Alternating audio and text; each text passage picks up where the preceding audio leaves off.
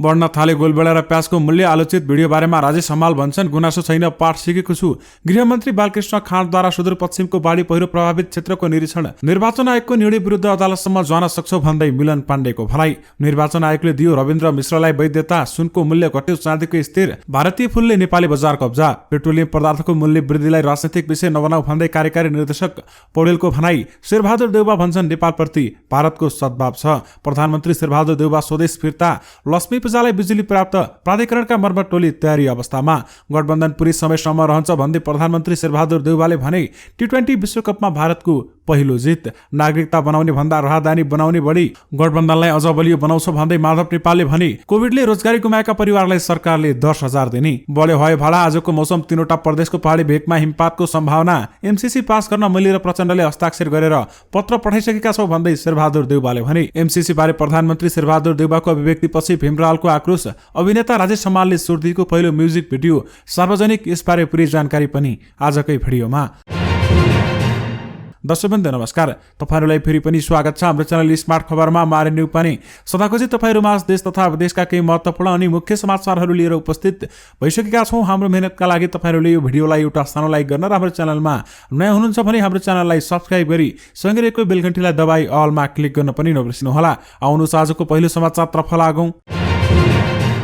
दर्शकवृन्द, जलवायु परिवर्तन सम्बन्धी अन्तर्राष्ट्रिय सम्मेलनको 26मा भाग लिएर प्रधानमन्त्री शेरबहादुर देउवा स्वदेश फर्किएका छन्। स्कटल्यान्डको ग्लास्गोमा आयोजित सम्मेलनमा सहभागी भएर प्रधानमन्त्री शेरबहादुर देउवा आज बिहान काठमाडौँ आइपुगेका हुन् भने सो सम्मेलनमा भाग लिन प्रधानमन्त्री शेरबहादुर देउवा 20 सदस्यीय टोलीसहित यही कार्तिक 12 गते बेलायत प्रस्थान गरेका थिए। त्रिभुवन विमानस्थलमा आयोजित पत्रकार सम्मेलनमा प्रधानमन्त्री शेरबहादुर देउवाले जलवायु सम्मेलन बाहेकका अरू प्रश्न पनि नसोध्न सुरुमै आग्रह गरेका थिए। प्रधानमन्त्री शेरबहादुर देउवा नेतृत्वको प्रतिमण्डलमा वन तथा वातावरण मन्त्री रामसाहेब प्रसाद यादव, परराष्ट्र मन्त्रालयका सचिव भरतराज पौडेल, वन तथा वातावरण मन्त्रालयका सचिव डाक्टर प्रेम नारायण कणेल, अर्थ मन्त्रालयका सचिव मधु कुमार मरासिनी, गृह मन्त्रालयका सचिव टेकनारायण पाण्डे र राष्ट्रिय योजना आयोगका सचिव केशव प्रसाद भण्डारी, राष्ट्रिय प्रकृति संरक्षण कोषका अध्यक्ष डाक्टर माधव बहादुर कार्की लगायत सहभागी भएका थिए। यानि कि प्रधानमन्त्री शेरबहादुर देउवा स्वदेश फिर्ता भएका छन्। त्यसैगरी प्रधानमन्त्री शेरबहादुर देउवाले नेपालप्रति छिमेकी मुलुक भारतको सद्भाव रहेको बताएका छन्। स्कटल्यान्डको ग्लास्गोमा आयोजित जलवायु परिवर्तन सम्बन्धी सम्मेलनमा सहभागी भएर आज स्वदेश फर्किएका प्रधानमन्त्री शेरबहादुर देउवाले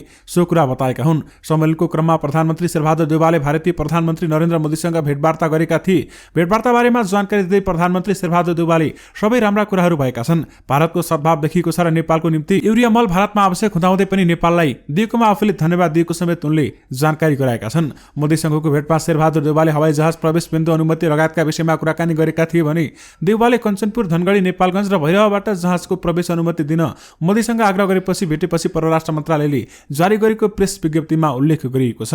यानि कि नेपालप्रति भारतको सद्भाव छ भन्दै शेरबहादुर देउवाले भनेका छन्। त्यसैगरी देउवाले 5 दलीय सत्ता गठबन्धन आगामी चुनावसम्म कायम रहने संकेत पनि गरेका छन्। देउवाले भने अनुसार गठबन्धन पुरै समयसम्म रहन्छ। गठबन्धन बारेमा कुनै पनि किसिमको शंका नगर्नु भए हुन्छ।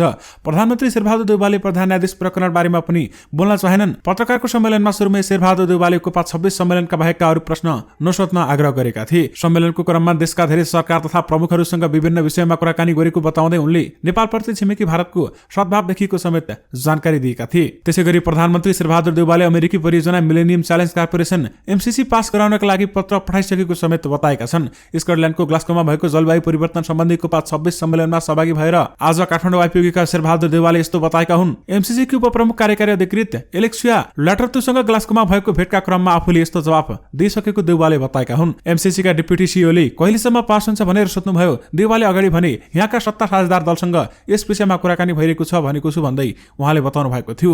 देउवाले केही अध्यादेश ल्याउनु पर्ने भएकाले संसद रोकिँदा MCC पास हुन नसकेको जवाब पनि आफूले दिएको पत्रकारलाई बताएका छन् र MCC का उपप्रमुख कार्यकारी अधिकृत ल्याटरतुसँग देउवाले मंगलबार भेटवार्ता गरेका थिए। विशेष गरी MCC पास गर्न मैले र प्रचण्डले हस्ताक्षर गरेर पत्र पठाइसकेका छौं भन्दै शेरबहादुर देउवाले भनेका छन्। दर्शक तपाईहरुलाई यस बारेमा के लाग्छ त हामीलाई यो भिडियोको कमेन्ट बक्स मार्फत बताउन भनी नबिर्सनु होला। आउनु सवारको समाचारतर्फ लागौं। दर्शकवृन्द, महानायक राजेश हमालले लकडाउनपछि दर्जनभन्दा बढी म्युजिक भिडियोमा अभिनय गरेका छन्। उनले अभिनय गरेका केही भिडियोले दर्शकबाट आलोचना पनि भएका थिए भने दर्शकले महानायक भएर पनि यस्तो भिडियो गर्ने हो भन्दै प्रश्न उठाएका थिए। तर नायक हमालले आफूलाई ती भिडियोहरू नगरेको भए हुन्थ्यो भन्ने नलागेको बताउँछन्। उनले हामीले गरेको प्रश्नमा भनेका छन्, मैले आफूले नै सोचेर काम गरेको हुँ। यसैले कुनै काम असाध्यै रुचाइन्छ भने कुनै कम रुचाइन्छ, कुनैमा दर्शकले तारिफ गर्नुहुन्छ भने कुनैमा स्वीकार गर्नु हुँदैन। आफूले गरेका सबै काम सोचे जस्तो नहुन पनि सक्छ भन्दै राजेश हमालले भनेका छन्। र उनले अगाडि भने अनुसार कहिलेकाहीँ आफूले एउटा सोचिन्छ तर परिणाम अर्काइदिन्छ।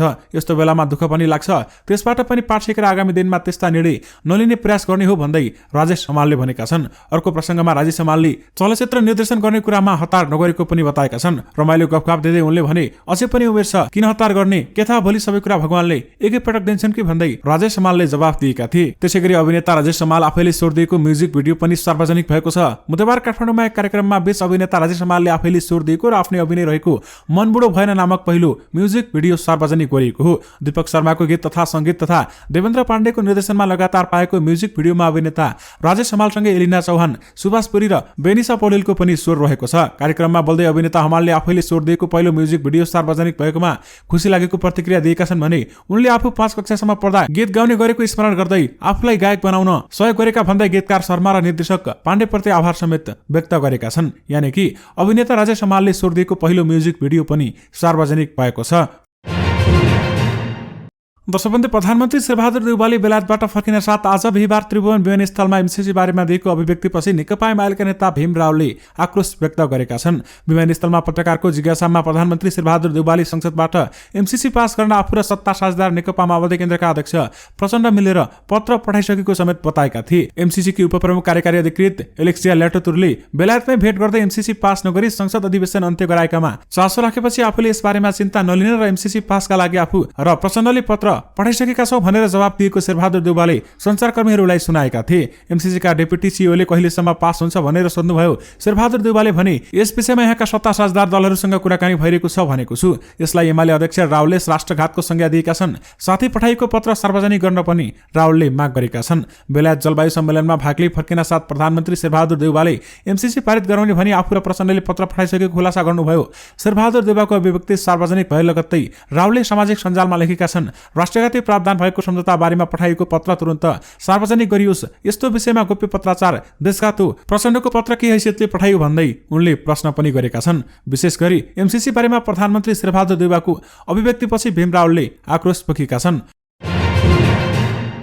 दर्शकवृन्द, मौसम पूर्वानुमान महाशाखाका अनुसार आज प्रदेश गण्डकी र कर्णाली प्रदेशका उच्च पहाडी तथा हिमाली भूभागमा 1 वा 2 स्थानमा हल्का हिमपातको सम्भावना रहेको छ। प्रदेशको पहाडी भूभागहरूमा हल्का वर्षाको सम्भावना रहेको छ। आज बिहान पहाडी तथा हिमाली भूभागमा आंशिक बदली रही बाँकी भूभागको मौसम सामान्यतया सफा रहेको थियो। दिउँसो देशको पहाडी भूभागमा आंशिक बदली रही बाँकी भूभागमा मौसम सामान्यतया सफा रहेको थियो भने प्रदेशको पहाडी भूभागमा 1-2 स्थानमा हल्का वर्षाको सम्भावना रहेको छ। प्रदेश गण्डकी र कर्णाली प्रदेशका हिमाली भूभागका 1-2 स्थानमा हल्का हिमपातको सम्भावना रहेको महाशाखाले जनाएको छ। राति पहाडी भूभागमा आंशिक बदली रही प्रदेश 1 र गण्डकी प्रदेशका हिमाली भूभागमा 1-2 स्थानमा हल्का हिमपातको सम्भावना समेत रहेको बताइएको छ। दर्शकवृन्द, सरकारले कोभिड-19 का कारण रोजगारी गुमाएका परिवारलाई राहत स्वरूप 10,000 रुपियाँ दिने कार्यविधि तयार पारेको छ। कोभिड-19 को महामारीबाट प्रभावित अति विपन्न परिवार नगद हस्तान्तरण कार्यविधि 2078 गत कार्तिक पहिलो साता बसेको मन्त्री परिषदको बैठकले स्वीकृति गरेको छ। सो स्वीकृत कार्यविधिलाई अर्थ मन्त्रालयले कार्तिक 15 गते राजपत्रमा सूचना प्रकाशन गरेपछि कार्यान्वयनको बाटो खुलेको छ।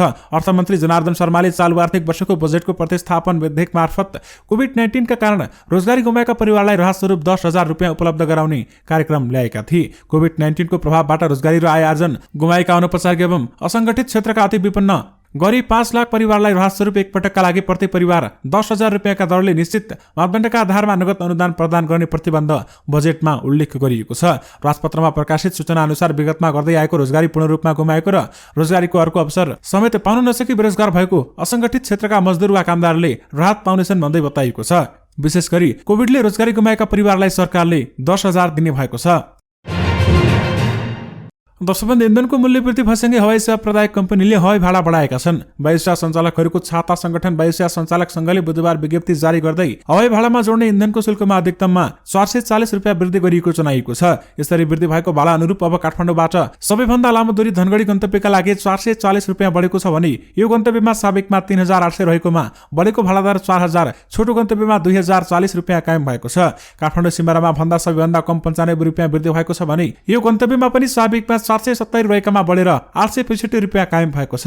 नेपाल आयल निगमले इन्धनको मूल्यमा 11.6% 10 रुपियाँ प्रति लिटर बढाएको थियो भने सोही अनुरूप वायुसेवा कम्पनीले हवाई भाडा बढाएका हुन्। संघका अनुसार नेपाल नागरिक उड्डयन प्राधिकरणले स्वीकृति लिएर हवाई इन्धनको मूल्यमा हवाई भाडा वृद्धि गरिएको छ। हवाई इन्धनको मूल्य 86 रुपियाँ प्रति लिटरबाट बढेर 96 रुपियाँ प्रति लिटर पुगेको छ भने पर्वतीय उडानमा पनि 345 रुपियाँ भन्दा बढी भाडा वृद्धि भएको बताइएको छ। विशेष गरी हवाई भाडा बढाइएको छ। दर्शकवृन्द, निर्वाचन आयोगले विवेकशील साझा पार्टीको वैधता अध्यक्ष रविन्द्र मिश्र पक्षलाई दिएको छ। मिश्रको नेतृत्वमा बसेको केन्द्रीय समितिको बैठकले विधान संशोधन गर्नुका साथै केन्द्रीय समिति 124 सदस्यीय कायम गरेको थियो भने त्यसअनुसार विवरण अध्यावधि गर्न पठाइएको पत्रलाई आयोगले अस्वीकार गरेको छ। विवेकशील साझा पार्टीको संशोधित विधानमा संयोजक मिलन पाण्डेको अधिकार खोजिएको छ भने संघीयता खारेज र धर्मनिरपेक्षता बारेमा जनमत संग्रहको पक्षमा उभिएको छ। विवेकशील र साझा पार्टीबीच एकता गर्दा बनेको विधानमा केन्द्रीय समितिको बैठक अध्यक्ष मिश्र र संयोजक पाण्डेको सहमतिमा मात्र बस्ने उल्लेख थियो। संशोधित विधानमा बैठक बोलाउने अधिकार अध्यक्षलाई मात्र दिएको छ। त्यसैगरी निर्वाचन आयोगले विवेकशील साझा पार्टीमा अध्यक्ष रविन्द्र मिश्रको पक्षले गरेको विधान संशोधनलाई मान्यता दिएपछि संयोजक मिलन पाण्डे पक्षले असन्तुष्टि जनाएको छ भने पाण्डे पक्षले निर्वाचन आयोगको निर्णय विरुद्ध अदालतमा पुनरावेदन दिने तयारी समेत गरेको छ। पार्टीको विधान विपरीत एक पक्षको निर्णयलाई अभिलेख नगर्न भन्दै 8 असोजमै आयोगमा उजुरी दिएका थियौं। संयोजक पाण्डेले भने अनुसार विधानको विधालाई उल्लेख गरी उजुरी दिँदा पनि आयोजकबाट कसरी त्यस्तो निर्णय भयो रहस्यमय छ भन्दै मिलन पाण्डेले भनेका छन्। यानि कि निर्वाचन आयोगको निर्णय विरुद्धमा अदालतसम्म जान्छ भन्दै मिलन पाण्डेले भनेका छन्। दर्शकवृन्द, आज सुनको मूल्य घटेको छ भने चाँदीको मूल्य स्थिर रहेको छ। अघिल्लो दिनको कारोबार मूल्यका आधारमा सुनको मूल्य तोलामा 500 रुपियाँलाई घटेर 91,000 रुपियाँ तोकिएको नेपाल सुनचाँदी व्यवसायी महासंघले जनाएको छ। अघिल्लो दिन छापावाला सुन 91,500 रुपियाँमा कारोबार भएको थियो भने यस्तै आज तेजाबी सुनको मूल्य प्रति तोला 90,500 रुपियाँ तोकिएको छ। अघिल्लो दिन प्रति तोला 91,000 रुपियाँमा तेजाबी सुनको कारोबार भएको थियो भने आज चाँदीको मूल्य स्थिर रहेको छ। आज चाँदी प्रति तोला 1,225 रुपियाँमा कारोबार भइरहेको जनाएको छ। यानि कि सुनको मूल्य घटेको छ भने चाँदीको मूल्य स्थिर रहेको छ। दर्शकवृन्द, गत भदौ 30 गते औसत 7 रुपियाँ प्रति किलो थोक मूल्य रहेको सानो गोलभेडाको भाव कार्तिक 15 गते 85 रुपियाँ पुगेको थियो। त्यति बेला 12 रुपियाँ रहेको टोलीको गोलभेडाको मूल्य पनि कार्तिक 15 गतेसम्म आइपुग्दा 85 रुपियाँ नै पुगेको थियो भने भदौ 30 गते नै 41 रुपियाँ थोक मूल्यमा खरिद बिक्री भएको सुकेको प्याजको मूल्य कार्तिक 15 गतेसम्म आइपुग्दा 61 रुपियाँ समेत पुगेको छ। यो अवधिमा सानो गोलभेडाको मूल्य किलोमा 78 रुपियाँले बढ्यो भने टनेल गोलभेडाको मूल्य 73 रुपियाँले बढेको थियो। यस्तै सुकेको प्याजको मूल्य किलोमा 21 रुपियाँ वृद्धि भएको थियो भने थोक बजारमै अस्वाभाविक रूपमा बढेको गोलभेडा र प्याजको भाव खुद्रा बजारमा कम्तीमा 15 देखि 20% बढेर खरिद बिक्री हुने कालीमाटी फलफूल तथा तरकारी बजार विकास समितिले जनाएको छ। विशेष गरी गोलभेडा र प्याजको मूल्य बढ्न थालेको छ। दर्शकवृन्द, गृहमन्त्री बालकृष्ण खाँडले बुधबार डडेलधुराको बाढी पहिरो प्रभावित क्षेत्रको निरीक्षण गरेका छन्। उनले प्रधानमन्त्री शेरबहादुर देउवाको जन्मथलो डडेलधुराको कन्याधुरा गाउँपालिका 1 र 3 मा गएको पहिरोमा पुगेको क्षतिको निरीक्षण गरेका हुन्। निरीक्षणका क्रममा गृहमन्त्रीलाई गाउँपालिकाका अध्यक्ष नवल बहादुर मल्लले बाढी पहिरोबाट भएको क्षतिको विस्तृत विवरण समेत प्रस्तुत गरेका थिए। निरीक्षणका क्रममा गृहमन्त्री बालकृष्ण खाँडले प्रधानमन्त्री शेरबहादुर देउवा जन्मेको गाउँ रुवाखोला समेत पुगेर पहिरोबाट पुगेको क्षतिबारेमा जानकारी लिएका थिए। सोही अवसरमा गृहमन्त्री बालकृष्ण खाँडले बाढी पहिरो पीडितहरूलाई चाँडै राहतको व्यवस्था गरिने आश्वासन दिलाएका थिए भने उनले पीडित जनतालाई राहत र घर निर्माणका लागि सरकारले सक्दो सहयोग पुर्याउने प्रतिबद्धता समेत व्यक्त गरेका थिए। हालै अविरल वर्षासँगै गएको बाढी पहिरोमा परि डडेलधुरामा 3 जनाको मृत्यु भएको थियो भने धनमालको ठूलो क्षति भएको समेत बताइएको थियो। विशेष गरी गृहमन्त्री बालकृष्ण खाँडले सुदूरपश्चिमको बाढी पहिरो प्रभावित क्षेत्रको निरीक्षण गरेका छन्। दर्शकवृन्द, भारतबाट धेरै परिणाममा फूल आएपछि नेपाली व्यवसायी मारमा परेको गुनासो गरेका छन्। काठमाडौँको नयाँ सडक क्षेत्रमा देखिएको फूलको व्यापारमा अधिकांश भारतीय फूल देखिएको छ। भारतीय फूल प्रतिमाला 2000 रुपियाँसम्म बिक्री हुने नेपाली फूलको प्रतिमाला 500 रुपियाँसम्म समेत बेच्न मुस्किल परेको किसान व्यापारीले गुनासो गरेका छन्। काठमाडौँमा लक्ष्मी पूजा र गोवर्धन पूजाको दिन सयपत्री, मखमली लगायतका फूलहरूको बिक्री धेरै हुने गर्छ। कार्तिक पहिलो साता देशभर परेको बेमौसमी वर्षाले मुख्य कृषि बालीसँगै फूल खेतीमा पनि क्षति गरेको थियो। वर्षाले देशभर लगाइएको र बिक्रीका लागि तयारी अवस्थामा रहेको फूलमा धेरै क्षति भएको थियो। काठमाडौँ उपत्यका वरिपरिका साथै तराईका विभिन्न क्षेत्रमा व्यावसायिक रूपमा फूलको खेती हुने गरेको छ भने फूल बेच्नका लागि काठमाडौँमा छिमेकी जिल्लाहरू नुवाकोट, धादिङ, काभ्रेपलाञ्चोकबाट किसान तथा व्यापारी आउने गर्दछन्। विशेष गरी भारतीय फूलले नेपाली बजार कब्जा गरेको छ। दर्शकबन्धु, नेकपा एकीकृत समाजवादीका अध्यक्ष माधव कुमार नेपालले आगामी चुनावमा 5 दलीय गठबन्धन अझ बलियो हुने बताएका छन्। नेकपा एकीकृत समाजवादी मध्यपुर थिम स्थित नगर संगठन कमिटिले बिहिबार मध्यपुर थिम स्थित बालकुमारीमा आयोजित शुभकामना आदान प्रदान कार्यक्रमलाई सम्बोधन गर्दै उनले 5 दलीय गठबन्धनलाई कसैले पनि भत्काउन नसक्ने दावी गरेका छन्। अध्यक्ष नेपालले संघीय संसदको चुनाव संविधानले निर्धारण गरेका मितिमा हुने जानकारी जनाउँदै कोही भ्रममा नपरे हुन्छ, अर्ली इलेक्सन हुँदैन, छिट्टै चुनाव हुनेवाला छैन, संघीय संसदको चुनाव आफ्नै समयमा हुनेछ, आगामी चैतमा स्थानीय तहको चुनाव हुनेछ, अबको केही समयमा राष्ट्रिय सभाको चुनाव हुन्छ, रिक्त स्थानमा संघीय उपनिर्वाचन पनि हुन सक्छ भन्दै उनले बताएका छन्। विशेष गरी गठबन्धनलाई अझ बलियो बनाउँछौं भन्दै माधव नेपालले भनेका छन्। दर्शकबन्धु, आइसिसी टी20 विश्वकपमा भारतले पहिलो जित हात पारेको छ। युएईमा भइरहेको विश्वकप अन्तर्गत बुधबार भएको सुपर 12 को खेलमा भारतले अफगानिस्तानलाई 66 रनले हराएको थियो भने जितपछि भारत 3 खेलबाट 2 अङ्क जोड्दै चौथो स्थानमा उक्लेको छ।